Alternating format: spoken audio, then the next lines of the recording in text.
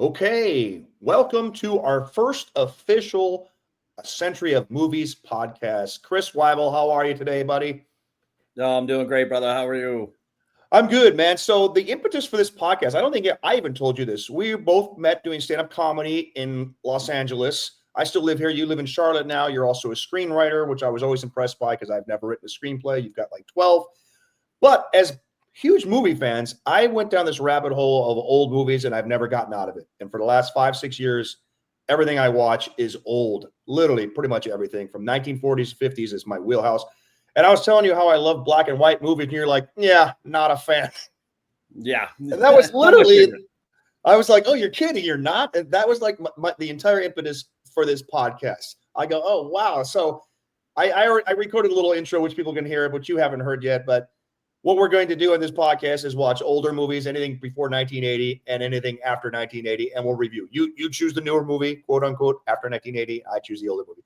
So for our first podcast, I wanted to go easy on you. I did not go for a black and white. I wanted to ease you in. So I chose a color film, The Birds, 1963. So just to get started, are you a Alfred Hitchcock fan? Had you seen this movie before, or any Hitchcock movies for that matter?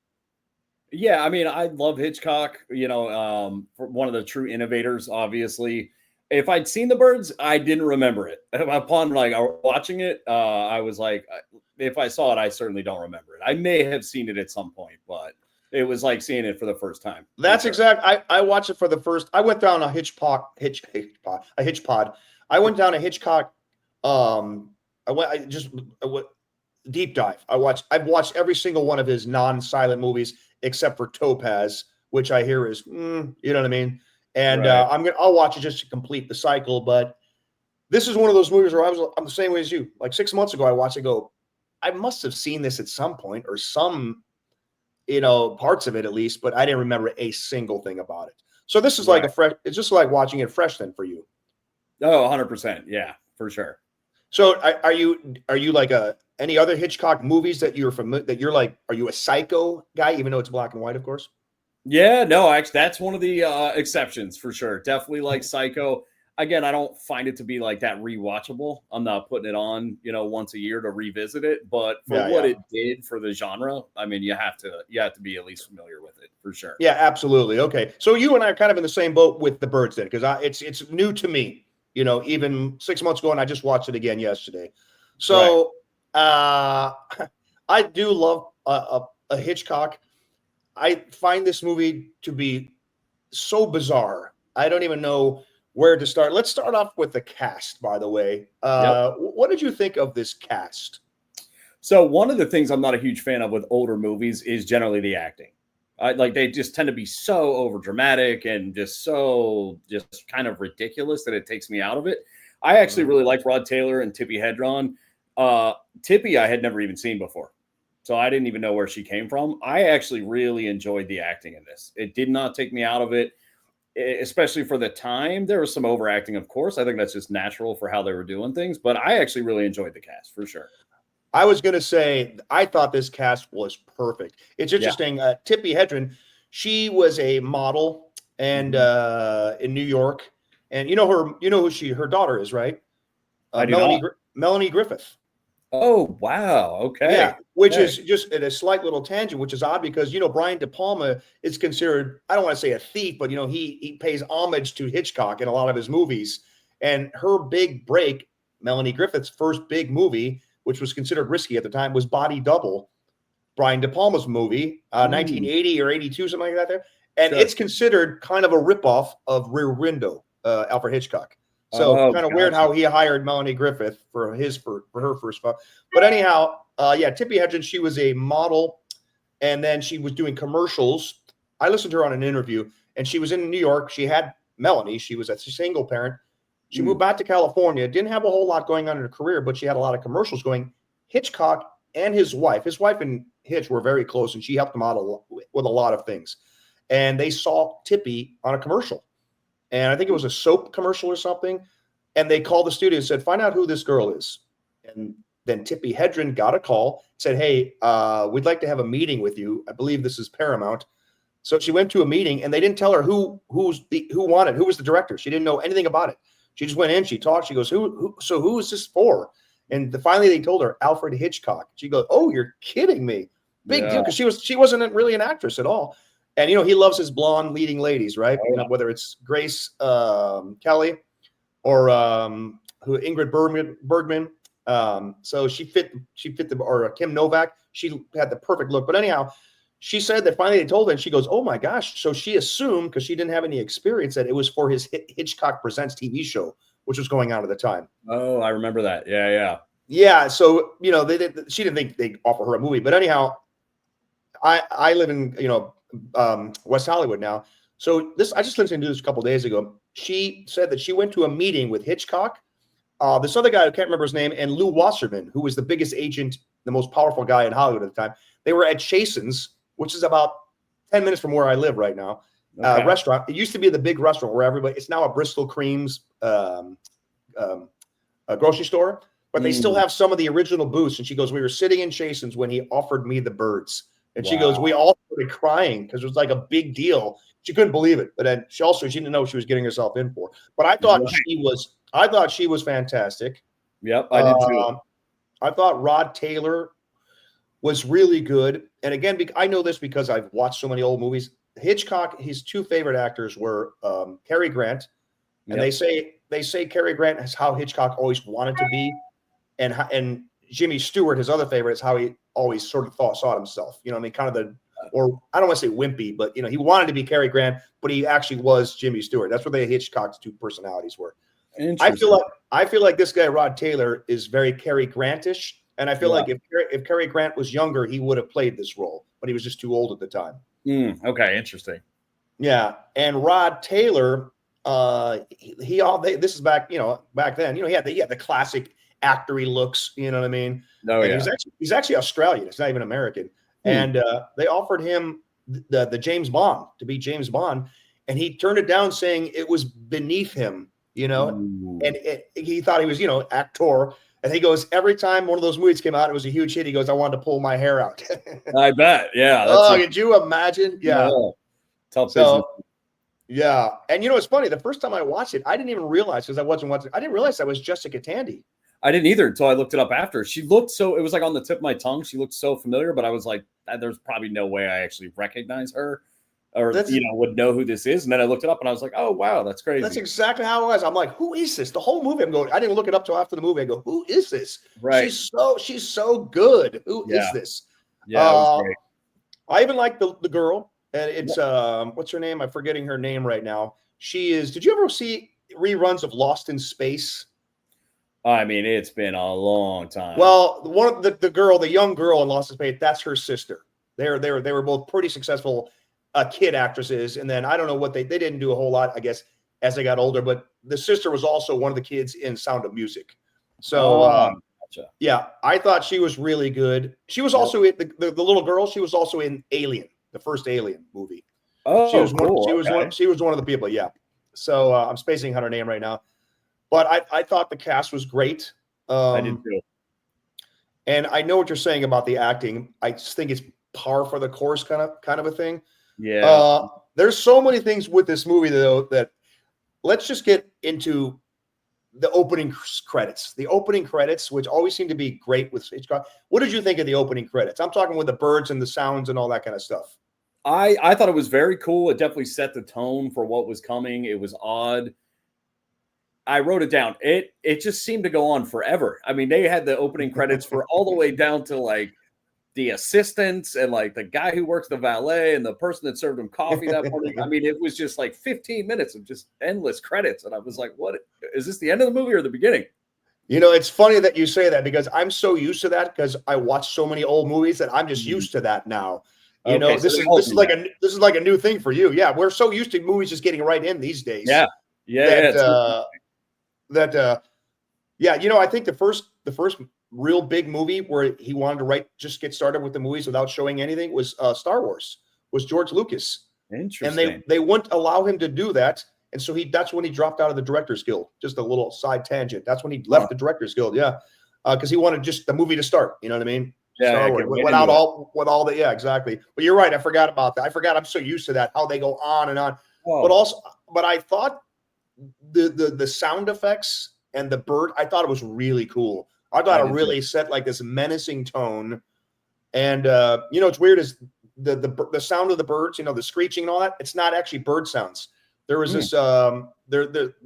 his sound guy. I'm forgetting his name now too. Pretty famous guy. Who worked with Hitchcock a lot. Bernard or something. I can't remember his name. Whatever. He suggested let's not have a score. There was no score in this entire movie. There was no, and except for when Tippi Hedren played the piano for a little bit, there was no Yeah, score whatsoever. I Which know. we'll get to in a while, but I'm not sure that was the best decision. My personal opinion. Yeah. But I guess the sound guy, he went over to Germany to this guy who had this machine that turned like electronic, like a early on electronic kind of music. Those are all electronically like manufactured bird sounds, which Huh. gives it like that ethereal kind of weird, menacing, rather than just birds going, "Rah, rah," So Right. Yeah. I thought the opening credits, and again, I wasn't going, oh, these are going on for so long because I'm so used to it, but I just thought the opening credit was fantastic, like one of the best I've ever seen.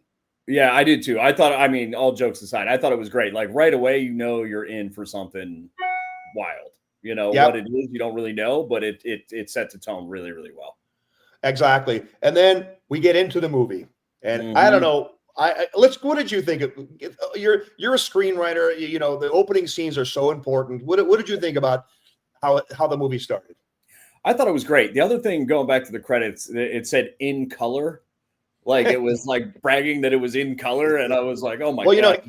this is Hitchcock's first movie after Psycho. So Oh, nice. Okay, that makes sense. And the other thing I yeah. loved too in the credits was it actually had introducing Tippi Hedren.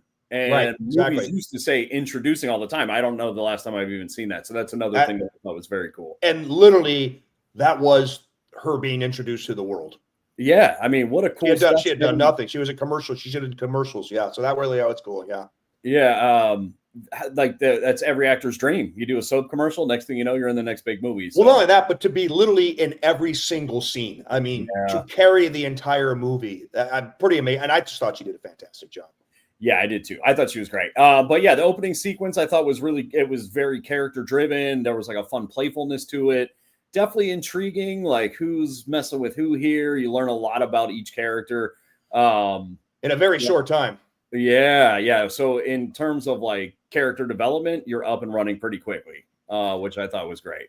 Yeah, and it started off kind of screwbally. Yeah. And then I read the screenwriter. Now keep in mind this was based on a short story or a Mhm. novella, whatever the Yep. case may be. Some say short story, some say novella. I think this book was about 290 some pages, so that's probably more a novella than a. And by the way, I'm always fascinated when a feature length movie is based on like a short story or a novella. I'm like novella, whatever novella. I keep thinking I want to say Nutella or Nutella or whatever. I'm always fascinated how they stretch it out Yeah. to a feature length movie when it's a short story. I feel like you got to just, the classic one is Shawshank Redemption. I'm like, how did Yep. they make a 2 hour movie out of a Stephen King short story? And so I thought, but anyhow, the screenwriter initially, his idea was to start off as a screwball comedy. So everybody thought it was just wacky, and then all of a sudden, at some point, it changes into Yeah. horror. And I just thought, that is a great idea. That Yeah. is a really, really cool idea. And that's kind of how it starts off. These two, lovebirds, Yep. and they were, cute and whimsical and all that kind of thing. And I just thought it was interesting. His one thing about Hitchcock, his movies are always so visually wonderful. They're Right. just fantastic to look at. Yeah, the other thing I thought was great too is like you can tell that there's something like much more to her. You know what I mean? Like she's Oh yeah. pretending that she works there, then she's like you can tell she's got this whole other personality and side thing going on, and you can tell he's like the suave, confident guy, and it's very like, oh, where's this going? Like rom-com kind of thing. Totally. Well, also, we know she's fooling him when she's Yeah. writing. He goes, "Excuse me, miss." We Yeah. don't know at that. We, the audience, don't know at that point. He knows who she is. Yeah. He's the one. He's the one actually playing the joke. Right. on And her. that's what I thought was cool. Like, what a cool dynamic to have with everybody. Yeah, that I'm watching it the second time, like, oh, that really was a really cool intro to these people. And then the symbolism of the birds in Yep. cages and Yep. that sort of thing, just to The start off that lovebirds. way. Mhm. Yeah, and then there's the scene. Is it? Oh, by the way, backing up a little bit, just a little inside joke in the movie. When she's walking, Tippi Hedren, to start the movie, she's walking to the down the sidewalk, and you hear this, and she turns and smiles. Some guys whistling at her. Oh, okay. She turns and smiles. That was an homage because that was exactly what she did in the commercial where Hitch saw her. So he put that in there just as a little inside joke. It's kind of like a funny little scene. But also, I listened to some review where some ladies were saying that was kind of like a bird call. Right. You know what I mean? And yeah, so yeah. all this kind of like weird dynamics. But anyhow, then she goes outside. I think it's before she goes out into the thing. She looks up and all those birds are, over Union Square, in San Francisco. Now, it was a really cool scene. Do you remember what I'm talking about? Yep. But also, it doesn't, I get it. They're foreshadowing, but it doesn't do anything because the birds didn't attack in San Francisco. So it was just inserted for literally almost pointless. It was a cool scene, but I really thought it was completely unnecessary. Like, we get it. It's the birds. Right. Yeah. I don't think we need this ominous birds. She looks up like they're gathering and they didn't do anything. It was just birds for birds' sake. You know what I mean? Like, I thought it was overkill. I thought it was kind of like an unnecessary foreshadowing that we didn't really need, but it still was a cool scene. But yeah, like we get the foreshadowing from the 15-minute title intro of the birds. Pretty much, yeah, and exactly. So in other words, I was just watching it. First time I saw the movie, I don't think I thought that, but this time, because I know what happens, I'm like, okay, we didn't really need that. Let's just, get on with it. We get it, birds, but and so then she gets the two lovebirds. Yep.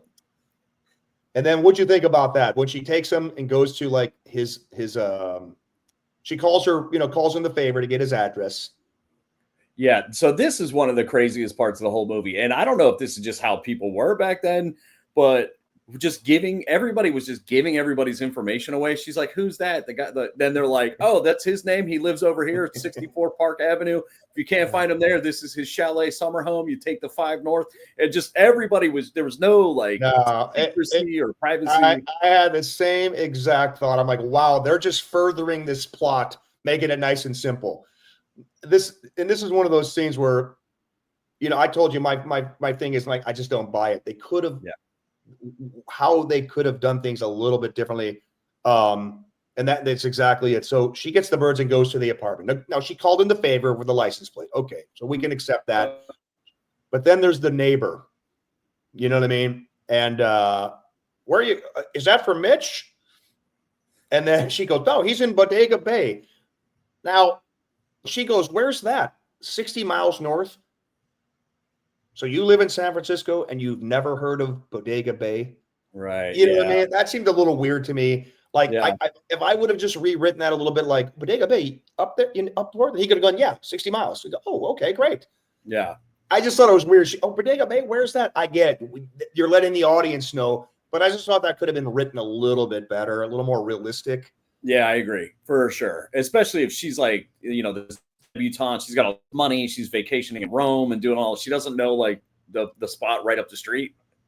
Yeah, exactly. Like, know where that is. Yeah. Yeah, and then she just gets in the car, and like you said, the guy just tells her, yeah, he goes up there every week. He gives her his whole life story. He's like, it was insane. Yeah, and then all of a sudden she's in the car. This movie, and again, I maybe not the first time I watched it. I don't recall actually, but this time I thought it was unintentionally hilarious a lot. Yeah, because all of a sudden she's cruising just like this with a little smirk on her face, but you hear this screeching. like it's going. She's all cat. It's rear view projection. Yeah, which I'm sure you hated. I'm so used to that now, but I like that because now even though you're like it looks totally fake, I like it because now I'm watching a movie. I like being in old movie, everything's so realistic these days. I thought it was cool. Yeah. Yeah. So it was just funny. If you go watch it now, though, so she just casually with her one hand on the steering wheel, but it's like peeling out like she's swerving, you know. And it was literally one of the funniest scenes I've ever seen. Yeah. And then so also, and then she gets to Bodega Bay. By the way, have you ever heard of Bodega Bay? You know, we obviously lived in Los Angeles for years. Yeah, I'd never heard of it either, but it is a real place up there. And, oh, it is. Okay. I was wondering about that because I definitely never heard of it either. Yeah, and you know, the movie, the short story, Daphne du Maurier, she's English, and it was set in England.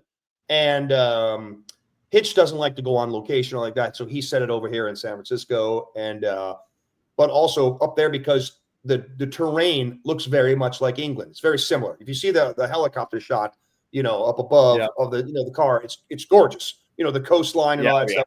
It looks a lot like England. So that was they say that's one of the reasons she chose to shoot it up there. She, Daphne, who wrote the short story or the novella, she said she was not happy with the movie because she wanted it to be set in England. She was not happy that they changed the location, but I thought the location was fantastic. I did too. Yeah, very quaint, cool little town for sure. Yeah. So then she gets into town. Oh, go ahead, man. Everybody starts giving her anything she wants. It was just out of control. Then she gets a boat. They're like, "Oh, it's the house across the lake with the red door. He's usually working on his car at this time." Like she goes and gets the boat. She's zipping across the water. Yeah. But let's back up though. So she gets there, and you know, it's just kind of surreal. She just kind of she's got her perfect little outfit on. Mm-hmm. She clearly doesn't fit in this town. She's got that Aston Martin, gorgeous car, by the way. Oh yeah. And then she goes in, like you said, and this guy is just like offering so much information. And again, I get we're just trying to further the plot, and just because you know we just want to get to the birds, you know what I mean? Right. And I just thought they just could have written it a little more realistic. Well, so I agree with you, but I also am so unfamiliar with that era. I was like, maybe is this just how people were back then? They were just no. I'll give you my. I was going to get to this later, but I'll give you my personal thought right now. When I'm watching this, I'm like, man, they just wanted to get to the birds. They manufactured this whole story of these two, and they just want to get to the birds. This is all just fluffer. That's really the whole time I'm watching this going, this is all just fluffer. All this relationship. So she again, there's some funny moments. So she goes, so the guy, they can't remember the girl's name, the daughter, right? So they tell her, go up to the schoolhouse. So she goes to the house. I don't know if you probably didn't notice it, but it was hysterical. Again, unintentionally hilarious. She knocks on the door, and then Suzanne Pleshette was outside. Suzanne Pleshette goes, "Who is it?" And she goes, "Me." They don't even know each other. Right. She goes, "Me." It's like, why are you saying me? She doesn't even know you. Right. And then Suzanne Pleshette, by the way, speaking of cast, awesome. Yeah. Suzanne Pleshette, I don't know if you ever saw the Bob Newhart show back in the day, reruns again, 1970s. She was Bob's wife in that show. That's how the world knows her. And I'd never seen her in anything else until I watched this movie 6 months ago. I thought she was fantastic. Oh yeah, she was great. I really liked her character. I thought she had sort of the looks and very, very stylized. And it's funny, her and Tippy, they kind of look like Three's Company, the Janet and Chrissy. They kind of had similar looks to me. The blonde girl and then the girl with the short hair. Yeah, she had a great attitude about her too, like a certain smugness, like, oh, you're coming after the guy I'm into, but she was cool, like laid back. Yeah, I thought. I thought she was. I enjoyed every time she was on camera. I thought she was great. So then she goes. She just gets in the boat, and all of a sudden she's a great boater. She knows how to do it. She doesn't pay the guy or anything. She just literally gets in and she's gone. Yeah. And that was the other thing. I was like, is that normal? Did people just get in a boat? And I mean, there's no supervision, no deposit. You just start ripping across the water. Well, it's already going. By the way, here's what you want to do for the gas. Let's just further the plot. Let's just go, and then she's just with a smile on her face, sailing across. With a couple of birds. I was like, what? I'm telling you, man, I was dying laughing. So then she gets to the house. She sees them leave. And he goes off to wherever into the barn. Yeah. And then she just walks into the house. Oh, Dude, blew my mind. yeah, I mean, again, I'm with the willing suspension of belief or disbelief or whatever, but I'm like, why does this need to be so? First of all, at this point, we're realizing this girl is psycho. Excuse Yeah. the hitch pun, but she's Yeah. fucking psycho, bro. And Yeah. I'm like, what is going on? If I'm this dude, I run as far away from her as possible. Oh, yeah. And but my question is also, why does she need to go inside? Why not just put him on? Because that's so unrealistic. That Yeah. even if you're still in the screwball comedy vein, what we don't need that, because it took me out of it. I'm like, she's inside. She just walks in, doesn't knock on the door or even look in. Excuse me, anybody home? Just walks right in, dude. I'm like, okay. Well, for me, it was like that whole sequence. I was like, are they setting her up to be like a spy? She knows how to do the boat. She can find people. She's got the cool car. Now she's just rolling in the house. She's got like a letter written, like, it felt very James Bond, speaking of, like very like female James Bond spy stuff. And then there's something more going on here. What's happening here? Wait a second. Yeah. And then, she leaves it, and then she gets back in the boat and she turns around and looks. And of course, right on schedule. Yep. The binoculars were great. He runs in and just comes out with the binoculars. I was like, oh my right God. There. Yeah, like he just has to have them handy. You know what I mean? Like right, yeah, right by the door. This happens all the time. And she ducks down as if seeing the boat's not going to be enough. You know what I mean? Like she ducks, that's again. So then we see him cruising around, and then she's coming back now. Her plan has worked to perfection. Right. And she's got her guy, and then the gull swoops down. Oh, and it hits her. Now I made a time note. We're 26 minutes into the movie before anything really happens as far as birds. We've seen them, but that's 26 minutes when that bird finally comes down and hits her, and scratches her face. Right.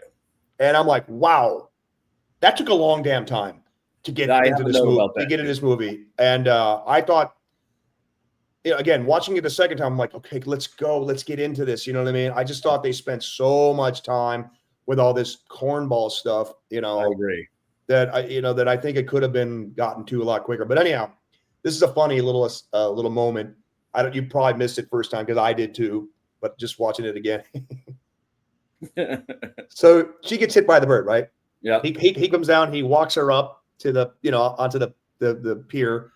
And this extra kind of guy, he goes, "What was it, Mitch?" He goes, "A gull got her." He goes, "A gull?" Oh, yeah. And that's it. Well, somebody, I thought it was that same dude. Maybe it was somebody else. Suggest a tetanus shot afterwards, which I didn't know. Is that a thing? Yeah, well, that's a real thing. That actually is a real thing. Oh, no, okay. If you like step on a nail, it's like what is have you ever heard of a tetanus shot? Oh yeah, but I didn't know you got it for getting attacked by a seagull. I think it's anytime you might get poisoned or something like that. Oh, okay. All right. That's I just thought that was a random. But just going back to the gull thing, I just thought it was so funny because it was so unnecessary. Yeah. And I'm like, not to mention, it was so unrealistic. He goes, "What was it, Mitch?" He goes, "A gull got her." A gull? And that was it. You know what I mean? Like, it was like, what? Yeah. This guy's not even on camera, and that was bad acting. Right. Turns out that guy who said that actor who we don't know, it's just like an extra. He's the owner of the restaurant that they shot in, the actual restaurant up there. And they said they wanted to use his restaurant. He goes, "Okay, but I want the lead character's name to be Mitch," because that was his name. So that's why Rod Taylor's name is Mitch in the movie.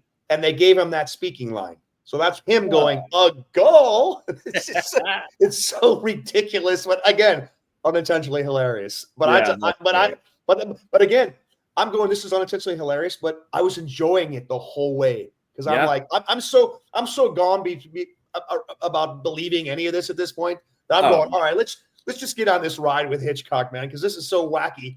I'm just enjoying it. I'm just enjoying the hell out of it. Not to mention that guy works at on the bay. He didn't know that was a seagull. He sees a million of these things a day. Exactly. You know what I mean? I was like, who is this guy?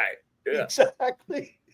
That's a cool story. I didn't know that. If you go back and watch it, just go to that scene when he goes, "A gull." Sorry to keep saying it, but it was so funny. I was literally laughing out loud listening to that, going, My God, this is so unnecessary, unintentionally hilarious. So where do they go? They take her to the restaurant. They walk into the restaurant, and everybody gives her that weird, look. Out of towner. Yeah, exactly. Yeah. Now what's going on here, or the city slicker. Yeah, she doesn't belong in our town, kind of a vibe. Right, yeah. Which was actually a cool, vibe. Yeah. I mean, I don't know if it was necessary, but it was still kind of like, oh, what's happening now? What's this underlying thing happening? Again, visually just spectacular. So then he invites her to dinner. I mean, let's get this plot going. Right. And so then she goes back to the house, right? Is that what she goes back to the house? Yep. And meets Suzanne Pleshette's house. Yeah. Yeah. And then what a shock. She's got a room for rent. Yeah. And I just thought, like, how many people drive up to that house and see that little sign, room for rent in Bodega Bay? Yeah, right. Don't you have an ad in the paper or something? Yeah. Room for rent. That helps the plot out immensely. And then she goes, Tippi Hedren goes, can I rent the room for 1 day? She's well, I was looking for something a little bit longer. Yeah. She's like the first Airbnb. Like, I just wanted it for a day. I'm looking for something a little bit longer. And Tippi Hedren goes, well, all the hotels in town are full. You checked them all? Yeah, already? So beyond realistic that I was dying laughing, dude. Yeah. So anyhow, again, we got the plot. This helps the plot just keep rolling along. Now she's got a place to stay, and it's Mitch's ex-girlfriend. And again, anytime Suzanne Pleshette was on screen, I just thought I thought the two of them were great together. Oh yeah. Just had, I don't know, with like interesting chemistry as actors, as whoever. Yeah. So then we get the lowdown about she's going to the dinner, right? Mm-hmm. Oh, so wait, didn't Mitch come pick her up for dinner? Pick her up at the house. Yeah, for dinner. Yeah. Okay, I don't mean to keep harping on this movie, but the daughter comes running up and hugs her. Like they know each other. Yeah. Now that threw me off too. I was. You're coming to dinner? Like, what is this? Yeah. Yeah. So excited to see a stranger. Exactly. She's in love. She's in love with her father's new girlfriend, who he's known for 1 day, and she's proved to be a psycho. It was honest to God, dude, this thing was so unintentionally hilarious at this point. I was just digging it. Yeah. So then they go to dinner, right? And this is also when we first see the mother. Right. Yeah. Weird Lydia. She was Jessica Lydia. Tandy. Is that her name, Lydia? Yeah. She just brought a whole new vibe to this movie, man. As soon as Jessica Tandy came on, you're like, whoa, what's going on here? Yeah. Oh yeah. The vibe changed for sure. Yeah. She just had those piercing eyes, and you're like, oh man, I would have liked to seen a movie with her, because she could have played like a great witch or something like that. She had such a weird thing going on. It was like, whoa, this is creeping me out, this lady. What's her secret? What's her dark secret? Right. Why does she not like her so much? What's happening here? I was just digging. And it was weird because he kept calling his mother darling to his mother. Oh, and also the age difference between Mitch and his sister, 19 years. Yeah. That was kind of weird. Yeah. Your brother and sister, what I mean? That was a little weird right there. The age difference of the actors, but it looked it too, Yeah. So that was like, okay, that was odd, but again, we have to make the movie work, I guess. Yeah. But yeah, weird dynamic with the family. And then so this is the first scene. Is this the first scene that when they're is this the first scene where they come down the chimney? This is at the dinner, right? Or at the party? No, that's a little bit later. They do the dinner, and Lydia's kind of like, she's being real confrontational, and then they invite her to stay, but she goes back to the other house with. That's right. She goes back to the house. Backstory. Yeah, we get the backstory. Right. So here's another funny moment again. So Suzanne Pleshette sitting on the couch, in her robe. Yeah. Tippy just comes walking in. Suzanne Plachette looks up and goes, "Who is it?" Yeah, like, As if anybody, or she goes, "Is that you?" It's just as if anybody else would be walking in, and she's super casual about it, right. you know. Yeah. And she's right there. She just goes, "Who is it?" And she goes, Right. "It's me." Yeah. I was just dying laughing at all this stuff. I made notes about that. Okay, so that's right. So she goes back. They get the inside scoop, and now she's going back for the party. Is that right? Yep. But we also, so we get the scoop that they used to date. She moved all the way to Bodega Bay just to be close to him, just as friends. So that's also a little sensible. But then she says the line where she goes about Lydia. Lydia is wary of any woman who can give him what she cannot, which is love. And then so now it's really strange, you know, and then they go back over there and it's like, well, now what are we getting into here? You know, what kind of dynamic is going on here now? Yeah, exactly. And to be honest with you, they were setting all this up, and I don't think there was any real payoff, if you be honest, at the end. No, and as it really was some cool setup, but I'm like, nothing, you know what I mean? It didn't pay off at all. You know, just again, I just felt like they had to elongate this script to make it work. That was my thinking the whole time. Like, okay. I mean, it was a cool setup, but like, again, nothing paid off at the end. You know, why you call your mother darling? What, we get it. You don't want to lose his love. Do you have to go around looking like a psycho woman? You know what I mean? Anytime, it was a little bit unrealistic, I thought, but still very watchable. Okay, so that's when they go to the party, and that's the first time birds attack. Yeah. Again, I took notes. We are at let's backtrack a little bit. They're at Suzanne Plachette's house when all of a sudden, boom, the bird hits the door. They open the door, the dead bird. Right. That was 47 minutes into the movie. Yeah. 47 minutes into the movie before 26 minutes was when the bird came down here. Another 21 minutes before that bird hits. And then finally back to the party when the birds finally attack. We're 52 minutes into this fucking movie. Yeah. You know, I'm like, guys, birds. Edit. Let's get to it. Exactly. Called the birds. And so that was my big gripe too, was like, dude, it took forever. Come on, to get into it. Yep. But once it did, man, some of those scenes, I've watched a documentary on how they made this. It's what was it called? It's something about about the birds, making the birds or something like that. They're all about the bird. And they talked about how when they came down the chimney and all came out. Yeah. By the way, one of the coolest shots ever. Some of these shots were like unbelievable. I agree. Really cool. I mean, it holds up today. Yeah. Ub Iwerks, who was a huge Disney guy, like he worked on the creation of Mickey Mouse and all that kind of stuff. He was the visual guy for this movie. He was nominated for an Oscar. He lost to whoever did it for Cleopatra. Oddly enough, they were the only two nominated. But Ub Iwerks, he was the guy who did the visuals on this.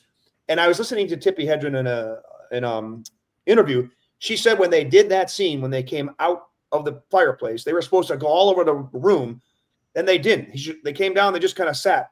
She goes, so what we had to do is we had to just pretend like stuff was going on, and then they just inserted them over that. They got subverted. So she goes, when we're doing all this, there's nothing there. She goes, all that is just us flailing around, pretending. I thought it looked great. I did too. I thought they did a great job. And this is when that sound comes in, the weird screeching that's not really bird-like. It's not really from planet Earth. It's that electronic stuff, which really gets things going. And I'm like, oh my God. Yeah. Okay. And you have to go back and think 1963, they didn't see stuff like this on screen back then. Now everything's so digitalized. But when you first see this, it's kind of like maybe I was watching going, this might have had like a similar, not quite the same, but similar vibe to Jaws. When people saw Jaws and all of a sudden they're afraid to go in the ocean. I was listening to the girl who played the daughter. I don't know why I keep spacing on her name. The one whose sister was in The Sound of Music. Yeah. And as an adult, she said, after shooting that movie, she goes, all of a sudden in real life, she goes, I started noticing how many birds were out there. I'd look out and go, oh, I didn't notice there were so many crows on my lawn. She was aware that there's birds, you know what I mean? Right. And Hitchcock said that, one of the things about this movie, the underlying whatever theme of the movie is how human beings take things for granted. Like, birds just always there and pleasant, and all of a sudden they change. He goes, that's one of the things we take too much for granted. That's what Hitch said. One of the, the underlying themes of the movie is, I don't know if I completely believe that, or if he was just making that up after the fact, but it does kind of make a little bit of sense, I guess. Sure. So then they attack, right? And now we just get rolling with birds. Yeah. So wait, they attack, and then what happened? Then it just seems like they would attack, and then they would stop, and then they would attack, and then stop. As we need to get the plot, as we need to move our characters forward, Right. Yeah. And then we go from there. It chills out, like you're saying, and then we go to probably my favorite scene in the whole movie, which is at the school, and there was the sound of the kids, like singing in the background, and then the birds are kind of like creeping up, and it was very like ominous, and I thought it was an incredible scene. 100% my favorite scene too. By far. That was Hitchcock at his finest, in my opinion. That's what I was waiting for the whole movie. Visually, mood. Yeah, interesting side note. That song you hear the kids singing. Yeah. Again, no musical score in this entire movie. What's her name? She played something on piano, classical music, and then that singing. The sound guy who Hitch's sound guy. I'm spacing out his name right now. He was very famous at the time for doing sound. That song that they sing is like an old standard tune, but they needed more verses for the length of the scene. Yeah. So he goes, I just had to write some verses so they could keep singing because the scene didn't need to be this long. Yeah. He goes, I got residuals for years and had to join ASCAP just for writing those additional lyrics for that song. Isn't that wild? Yeah, absolutely. Yeah, dude. When they go when she goes in there and then she sits outside, that's the scene, man. The one bird flies up. One bird flies up and sits behind her. Then they close up on her. Yeah. And then they start getting more. Damn, dude. Yeah, that's what I was waiting for the whole movie. And for me, that's when I was like, damn, it's just a great sequence of shots. The whole thing with the kids and everything was awesome. Yeah, that was really that was just one of the great scenes I've ever seen, honestly, in any type of horror movie. Yeah. To be able to do that with just birds on a playground and make it like that creepy without a musical score. And by the way, I mentioned this earlier, but while I'm watching it for the second time, I'm going, was it the right move not having any musical score? Like, for instance, Jaws, you hear the doo-doo, know it's around. You don't see it, but you know it's coming. Could they have had something like that for the birds? Like just some kind of music to let you know, shit's about to go down before it actually I'm not saying it was better or worse, but I felt like there were certain scenes where this probably could have used some ominous music. It probably would have enhanced it. I don't know if that's the scene, but I don't know. There was just times where I thought it was almost too silent. Yeah, I would agree. I think the only thing that might have thrown it off is because the birds were so like frantic and attacking one second and then chill the next second. I don't know if you could have like you might have a good point there. Because they did start and stop a lot. You know what I mean? And finally, as things started to build towards the end, then it just started steamrolling. But yeah, the scene when all of a sudden they cut to the entire playground is loaded with birds. That was like, damn, that was the scene, man. Yeah. And again, imagine watching this in the theater in 1963. You know, that had to be like damn scary. Oh, I'm sure it was terrifying when it came out. And it's funny. Yeah, I mean, it was creepy right now. If you go back and watch it again, all those birds on that playground, like a lot of them are fake birds. Right, I figured, yeah, and they again, I was listening to the child actress as an adult talking about this, and she was 13 at the time when she made this, and she told Hitchcock, she goes, aren't people gonna know, this isn't gonna look fake? She goes, no. And basically he said no, because when the wings are moving on the real birds, they'll be drawn to that and they'll just assume everything's real. And she goes, he was 100% right. You don't notice it unless you're absolutely looking for it, and even then you can't really tell, But that's how they made it. That's how they made it look packed with birds. Yeah. Some were real and some were just fake birds. Look fantastic. It really did. And plus, you got to think back then, nobody's putting this in a VCR and hitting pause and checking everything. You know what I mean?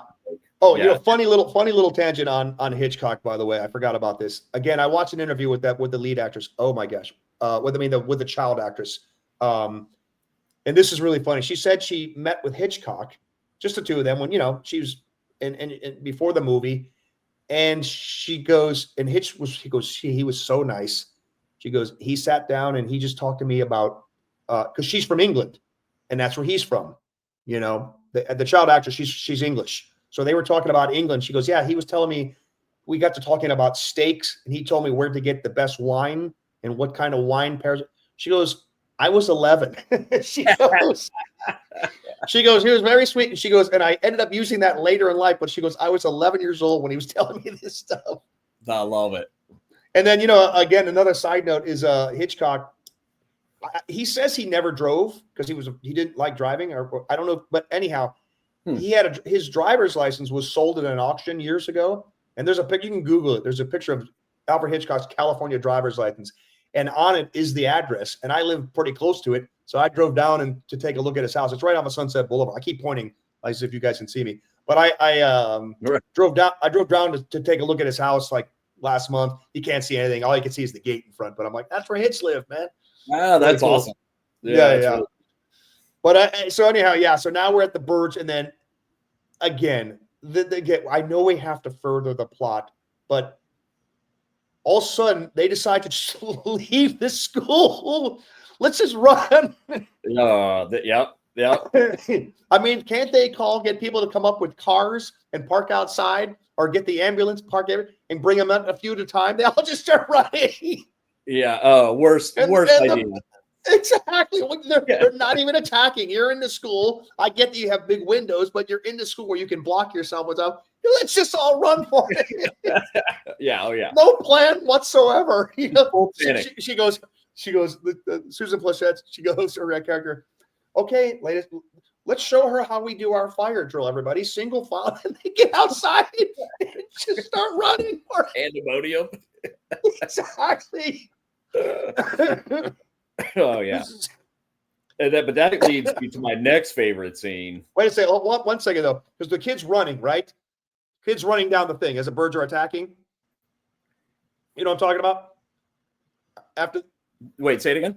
So as soon as they leave the school, the Byrds immediately attack, which is really cool. So I thought that scene looked fantastic. I watched a little video on how they did all that. So part of it was obviously fake birds and mechanical birds, but also they some of it. And I hate to say it, but it is pretty obvious if you go back and watch now.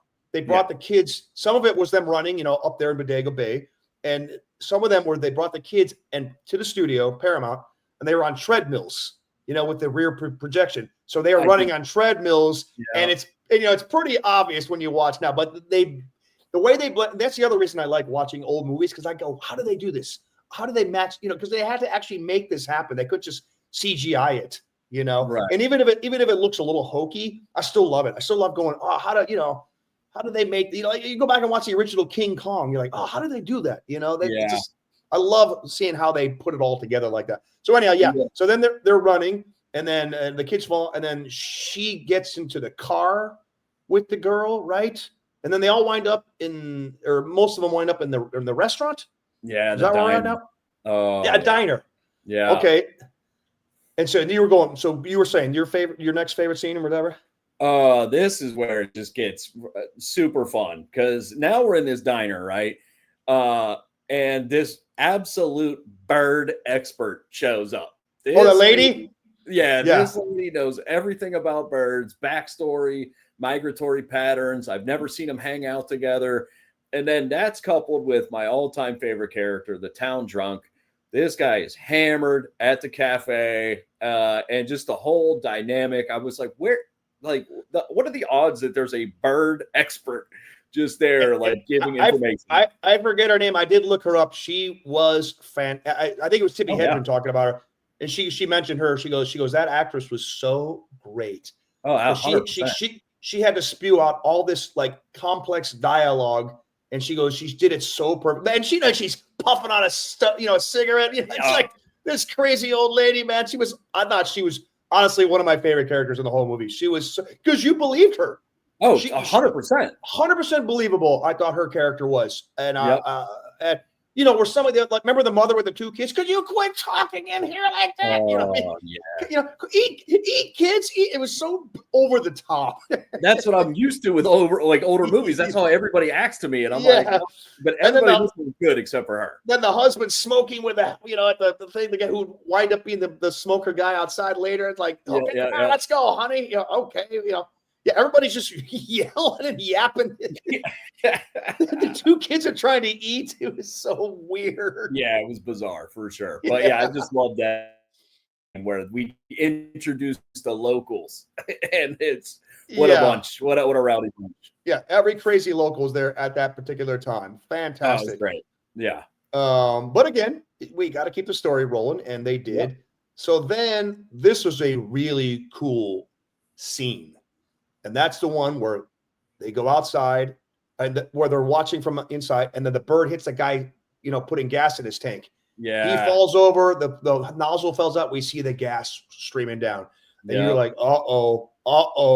You know what I mean? When they keep showing that gas, that gas. You're like, oh, damn, this is not good.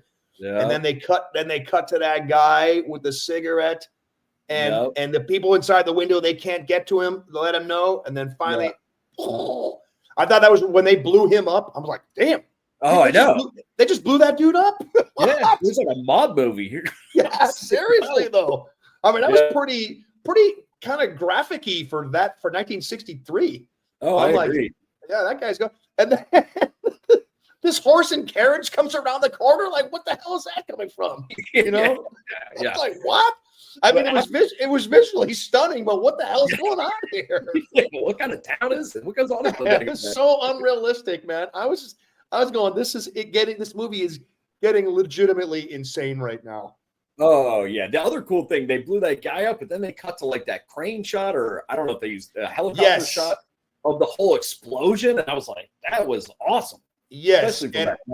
And they're like, again, you can go on YouTube and watch it. It's all about the birds, and they explain how they did that shot. And it's matte paintings, you know what I mean? Along with it, they cut out this. I mean, they explained it all, but it is so seamless. It looks fantastic.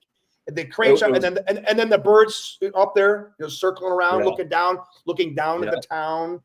That was just fabulous. Yeah, it was very cool. Yeah, and again, now they just seem to run from one place to the next and swat away birds, and then they finally wind up back in the house. Yeah, and then it becomes like a containment movie. But also now the humans are in cages. You know what I mean? That's sort of the reverse kind of thing now. That's what I'm saying. Like, yeah, exactly. The whole movie, they've been just running from place to place, and now they're in the cage, and it's like a containment horror movie, which I thought was very cool. Absolutely. It really just creepy vibe. Yeah. And then, you know, but also they're just sitting there, you know, and the mother continues to look like crazy person, you know what I mean? Just sitting there. But wasn't it at some point Tippy gives her tea, and she like, thanks for the tea, and now they're okay. You know what I mean? It's like, okay. Like, okay, we get it. The mother accepts you now. All right. That was, you know, all that setup for that payoff. Okay, Hitch, what do we do? And but then the scene where he's sleeping, she goes up to that room, and that's when she gets attacked. Yeah. So again, I was listening to now Tippi Hedren and Hitchcock have a very weird past, because he gave her this break, and then she did another movie called Marnie after this. I think it was the very next year, actually. And supposedly, according to her, he made like advances towards her, and he became sort of obsessed with her. And when she did not reciprocate or whatever, she basically says he ruined my career, because she couldn't bear. She stopped. She didn't work much because she was under contract with him, and she goes, he ruined my career. It's funny because in different interviews she talks glowingly about him or her memories of this, but she also will say that he ruined my career. She doesn't. It's weird. Yeah, I've listened to several interviews with her, and you know, good and bad. He gave her career and also kind of took it away, kind of a thing. But anyhow, that scene in that room where the birds come at her, she says that she was told all along that those are going to be mechanical birds, and it I was saw all this. Yeah. you did. You saw this, okay? Yep. Yeah, and then the day of, they came into her dressing room and said, "Hey, we can't. We have to use the real birds." And so Yeah. she goes, they just threw real birds at her. She said, I think it was 5 or 6 days that they were shooting that scene. And Cary Grant, we talked about Cary Grant earlier, one of Hitch's buddies. He came to the set to see Hitch. And Tibby Hedren says this. She goes, Cary Grant came up to me. He goes, "You're the bravest actress I've ever met." And just because of all the stuff that Hitch was doing to her, throwing birds at her. And she said later, she goes, "I think that's probably why he hired me, a no-name actress, because any other actress would not have put up with that. Like a Grace Kelly, Sure. No, you ain't doing that to me, No but way.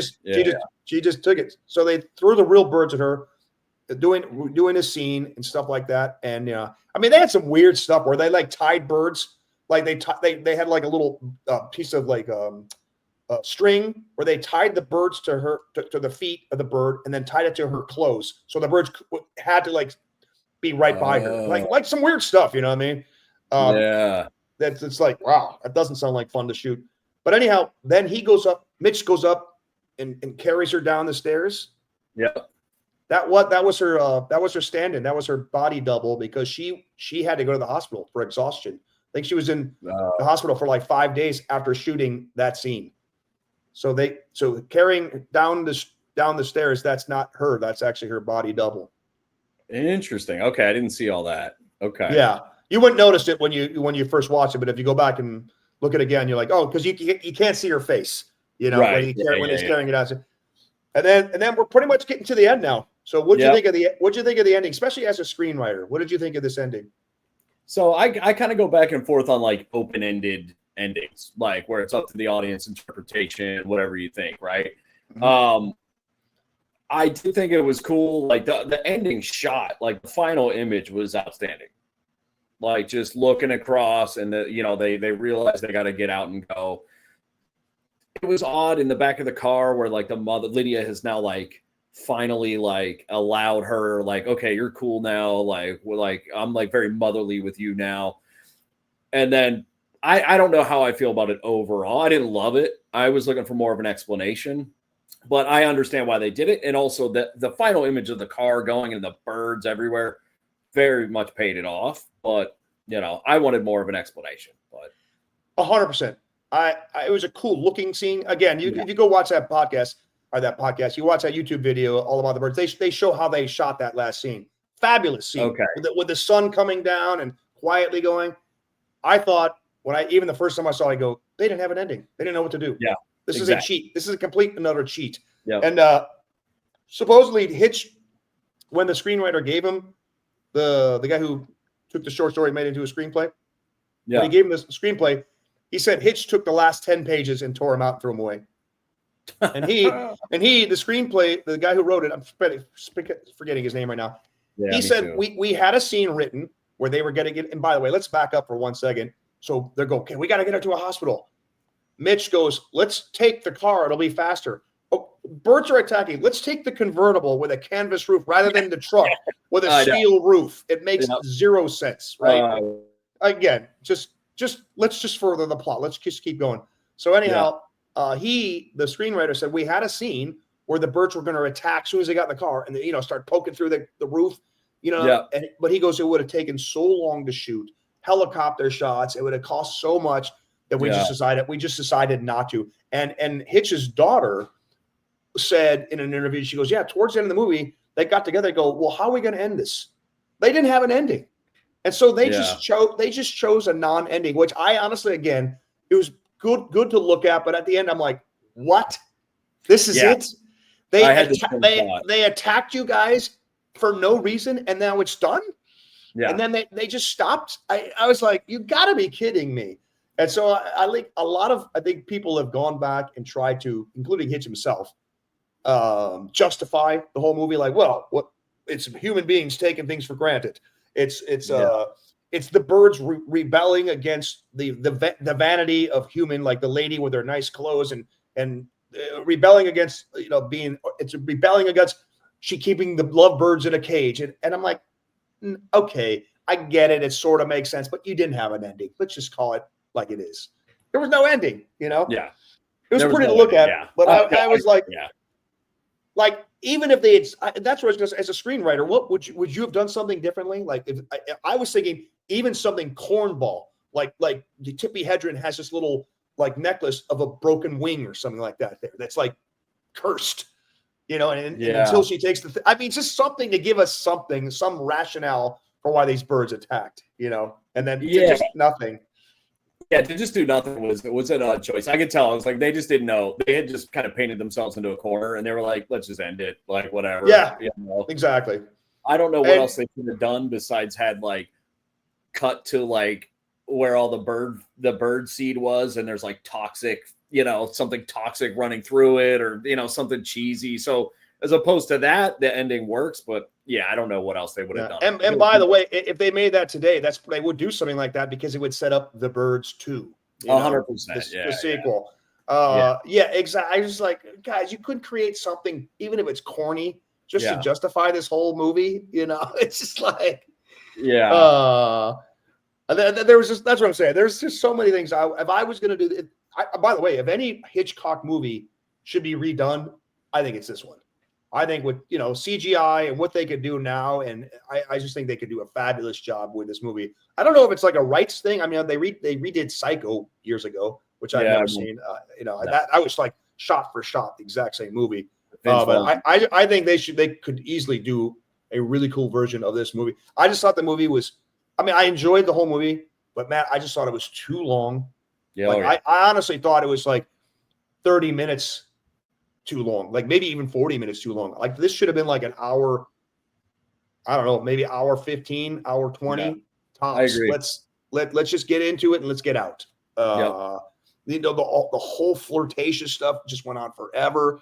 Yep. Let's be honest. Even Suzanne Pleshette's character, it wasn't totally necessary. You know what I mean? And the mother that never really paid off. I was like, you know what I mean? I feel like there were so many missed opportunities to really make this a great, great movie. I mean, I still loved it because it's Hitch, but let's see if I have any other notes here. But I just thought it was, and again, no soundtrack. I still don't know if obviously it was great and it's considered a classic movie, and because of that, that's one of the reasons. But sometimes I just go, what if there was an iconic soundtrack that went with this? I almost wish and this the whole first hour was set up so well for some kind of spy, or it felt like it could have been a really cool caper movie. Yeah, totally. And then if you just take the birds part out of it and just have it play out as like a heist or who's in control, her or him? They're like one upping each other. Yeah. Yeah, it was like very cat and mouse, and then all of a sudden all these birds show up, and then it's over.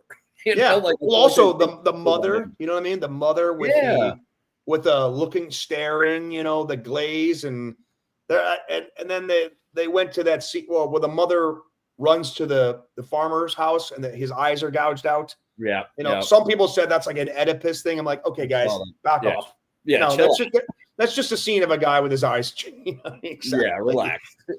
So anyhow, I think we're probably getting wrapped up here. I think we hit the movie pretty well. So I know what I was going to say. This is something I didn't tell you about in advance, but I want to look it up. I want to look it up right now because I want to know, what do you think?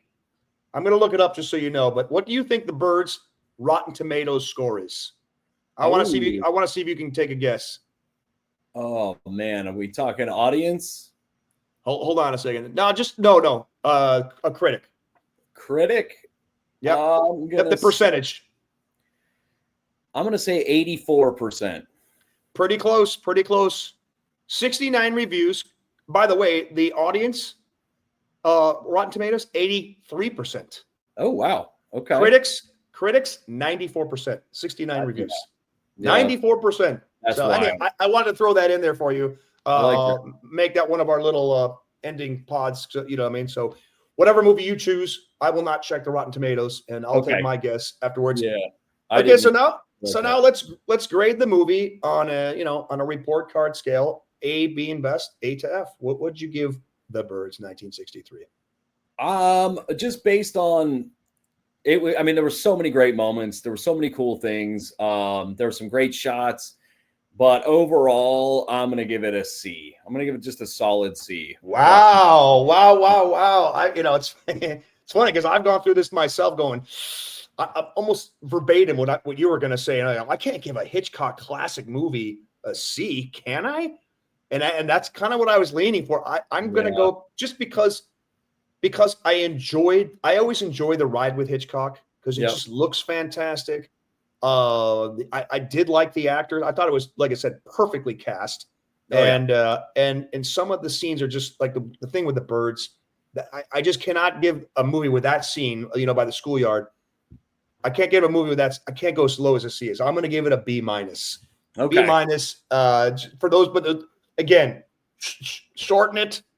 And I just feel like, again, there's so many different ways I could have gone with this. Obviously, it's a kind of movie, and I would think it's probably his most famous title, if not his considered, because I think there's like the big five when it comes to Hitchcock: Psycho, North by Northwest, Rear Window, Vertigo, and then The Birds.